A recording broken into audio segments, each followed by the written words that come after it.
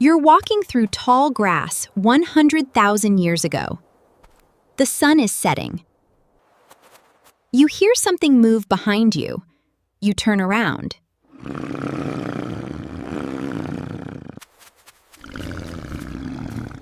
Two yellow eyes reflect the last bit of daylight from the tall grass. A cave lion. Twice the size of any lion alive today. 700 pounds of muscle, claws, and teeth. And it's looking directly at you.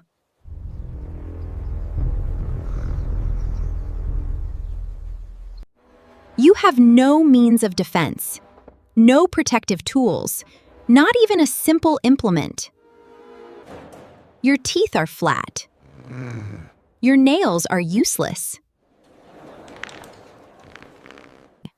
You can't outrun it. You can't outclimb it. You can't fight it. So, how are you still here? How did your ancestors survive? When the natural world presented such formidable challenges,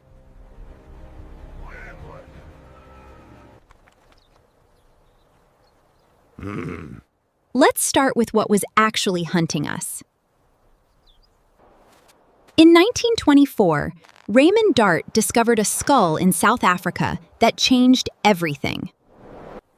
It belonged to a child, an early human ancestor about 3 years old. Punctured through the eye sockets were 2 holes perfectly spaced. They matched the canine teeth of a leopard.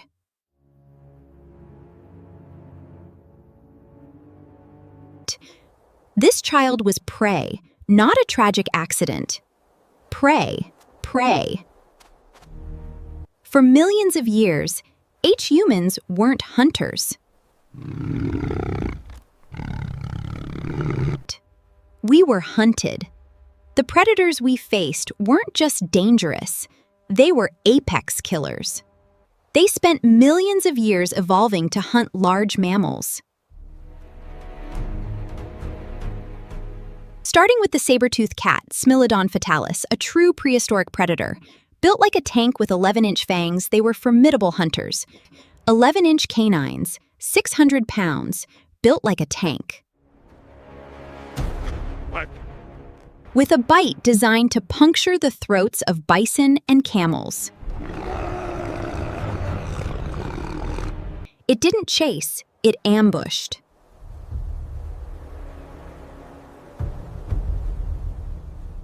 It waited in tall grass or near water sources. Then exploded out at 30 miles per hour.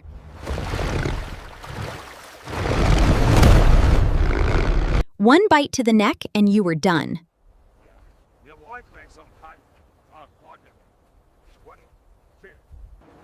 And it wasn't alone.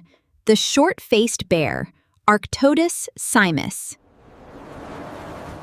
The largest mammalian land predator in North America. 12 feet tall when standing, 2,000 pounds. Long legs built for endurance running.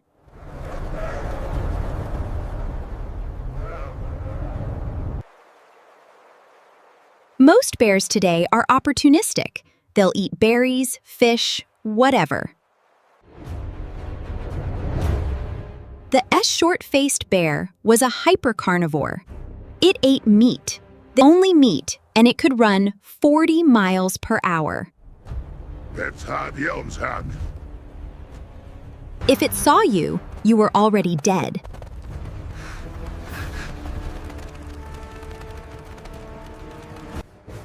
Then there were the C-Ave hyenas, Crocuta spelaea, larger and stronger than modern hyenas.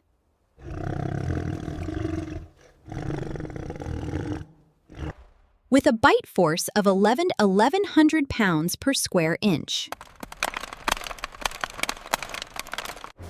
For context, your bite is about 162 pounds per square inch. A cave hyena could crush bones to get at the marrow inside. They hunted in packs of 20 or more.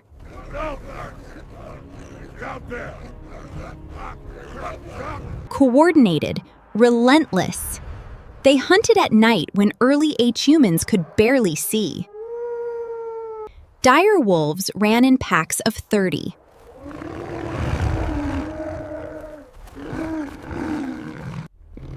Cave lions were 25% larger than African lions and hunted in groups.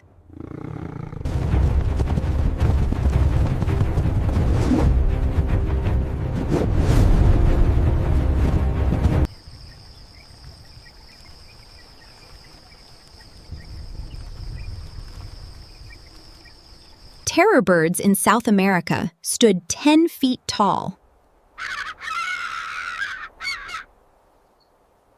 With beaks that could shatter skulls.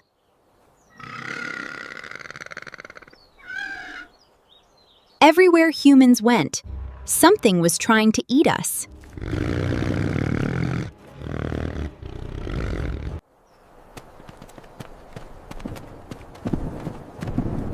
And here's the thing, we had nothing. A chimpanzee, our closest relative, is 3 times stronger than an adult H human.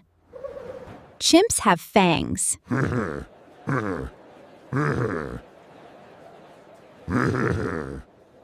They can climb 30 feet in seconds.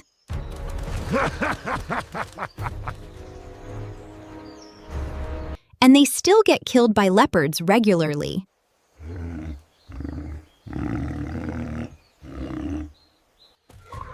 Our movements were not as swift as the chimpanzees, and our physical power was less pronounced. We couldn't see well in the dark, nor smell predators from a distance.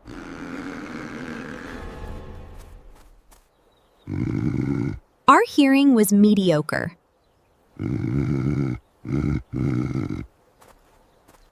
We were upright, which made us visible from far away. And our baby screamed constantly and couldn't even walk for a year.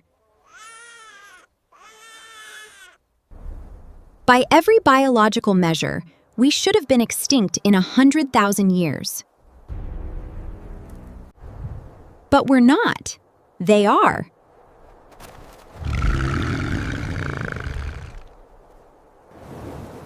Every single predator I just listed is gone. And we're here. So what happened?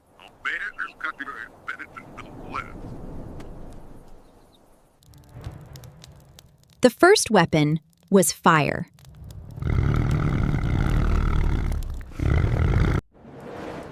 In Wonderwork Cave, South Africa, archaeologists found evidence of controlled fire, dating back 1 million years. Burned bones, ash layers, hearths. And fire changed everything. Wheelkebedering, Vida, are the sites of Riving's story. A campfire creates a safety zone roughly 30 feet in diameter. Inside that circle, predators will not enter.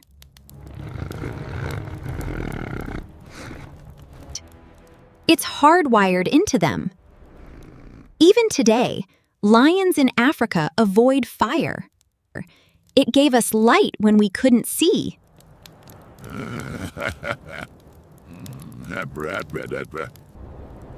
It gave us warmth in climates our hairless bodies weren't built for. But most importantly, it gave us time.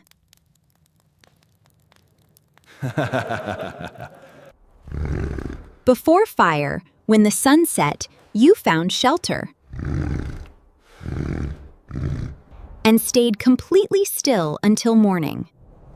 Our men hadden het spreekstuik verlezen in nature. After fire, you had 3 to 4 extra hours every night. Imagine what we could do with that time. So many things. Time to make tools. Time to plan. Time to talk. And fire did one more thing. It let us cook. Cooked meat has more calories and is easier to digest. More calories meant we could afford to grow bigger brains. And bigger brains meant better problem solving. But fire alone didn't save us.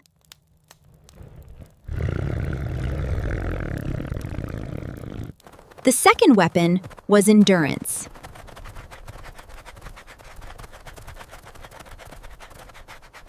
We're terrible sprinters.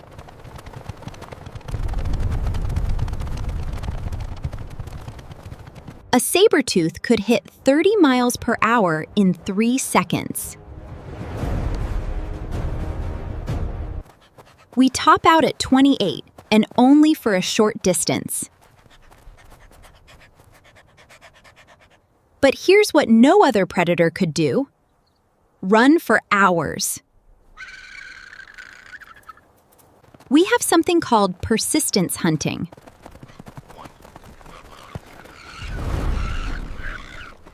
You don't chase an animal at full speed, you track it at a jog. Just fast enough to keep it moving.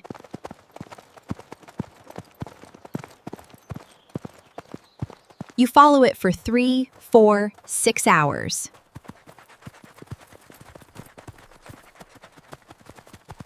The animal runs, stops, overheats, then runs again.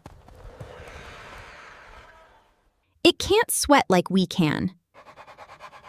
It can't cool down while moving.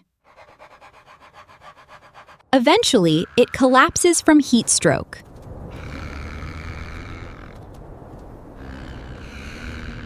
And you walk up and kill it with a rock.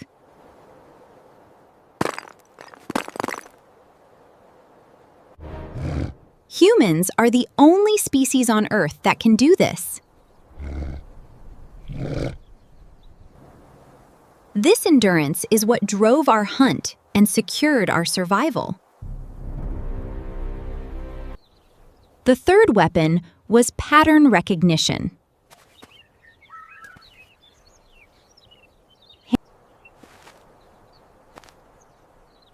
Human brains evolved to see patterns everywhere. Broken twigs mean something walked here.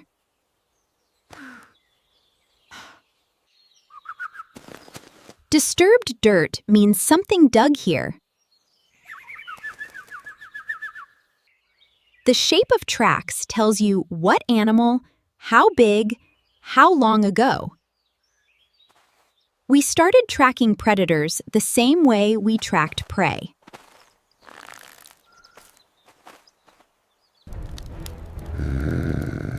We learned their schedules. Saber-tooths hunt near water at dusk. Cave lions avoid fire. Short-faced bears are solitary and territorial. Leopards are ambush predators. We observed, we remembered, we taught each other. Every generation, that knowledge compounded. But the real weapon, the one that actually saved us, was each other. In 2001, archaeologists found a skeleton in Dmanisi, Georgia, dating back 1.8 million years.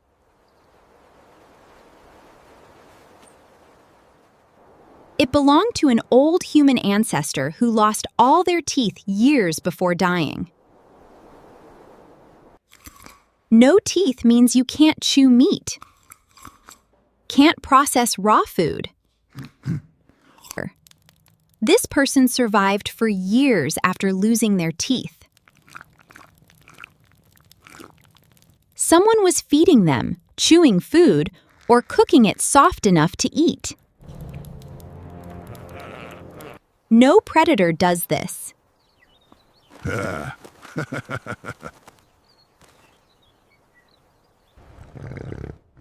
A lion with no teeth dies.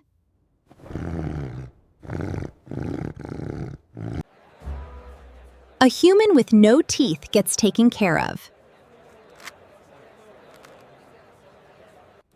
In Shanidar Cave, Iraq, researchers found a Neanderthal skeleton from 60,000 years ago. He had a healed broken arm, was blind in one eye, and had severe arthritis. He lived to about 40 years old. He couldn't hunt, couldn't fight. But his group kept him alive anyway.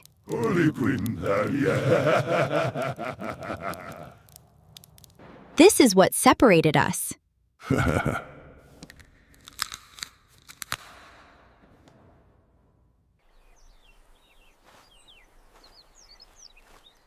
We didn't just cooperate, we cared. And we didn't just hunt in groups, we strategized. Wolves hunt in packs, but it's instinct.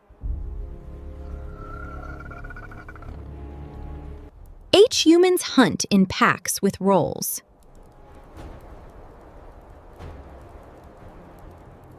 You drive the animal toward the cliff.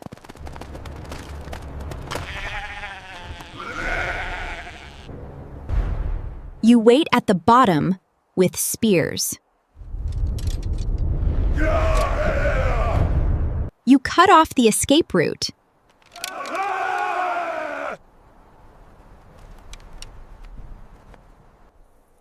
We used language to communicate complex plans. We threw spears from a distance, something no predator could defend against. 5 humans with spears and a plan could kill a saber-tooth. And we did. Around 400,000 years ago, the Schöningen spears were crafted in Germany. Wooden throwing spears, aerodynamic, balanced, designed to kill from 30 feet away. We stopped running. We started hunting.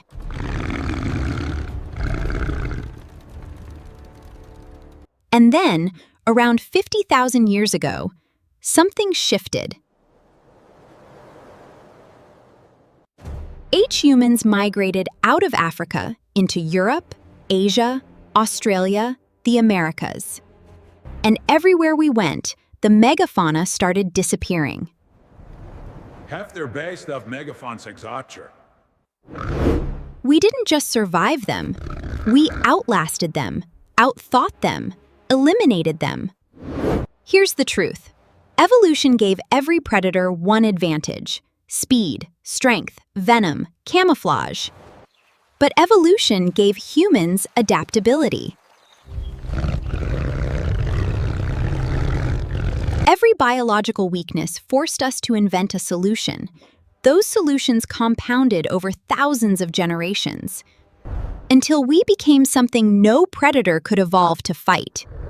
And over time, that was enough.